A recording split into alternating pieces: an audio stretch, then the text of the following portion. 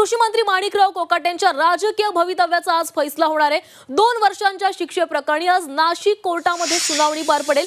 Nashik court आज अंतिम निकाल देण्याची शक्यता आहे। शिक्षेस स्थगिती न मिळाल्यास आमदारकी रद्द होण्याची ही शक्यता आहे। कृषी मंत्री माणिकराव कोकाटे यांना झालेल्या 2 वर्षांच्या शिक्षेप्रकरणी जिल्हा सत्र न्यायालय आज अंतिम निकाल देण्याची शक्यता आहे। कनिष्ठ न्यायालयाने सुनावलेल्या शिक्षेला स्थगिती मिळण्यासाठी कोकाटेंनी सत्र न्यायालयात अपील केलेलं होतं। अपीलावर सुनावणी पार पडल्यानंतर आज न्यायालय निकाल देणार आहे। कोकाटेंना झालेल्या 2 वर्षांच्या शिक्षेला स्थगिती न मिळाल्यास त्यांचं मंत्रीपद धोक्यात येऊन आमदारकीही जाऊ शकते।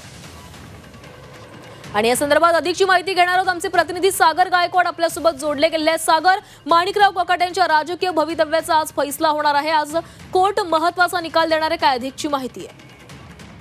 नक्कीच दुपारच्या वेळी कोर्टामध्ये याबाबत सुनावणी होणार आहे आणि यामध्ये माणिकराव कोकाटे यांच्या आणि यांच्या भावाच्या यांच्या दोघांच्याही भवितव्याचा निकाल जो आहे तो लागणार आहे।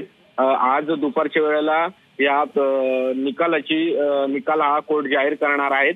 खरं तर हा निकाल 2 दिवस अगोदरच येणार होता, मात्र काही कारणास्तव कोर्टाने हा निकाल राखून ठेवला होता आणि आज त्याचे दुपारच्या वेळेला हा निकाल जाहीर करणार आहेत। खरं तर सनदिका प्रकरण त्यांच्या नावे 4 फ्लॅट असल्याचं आहेत।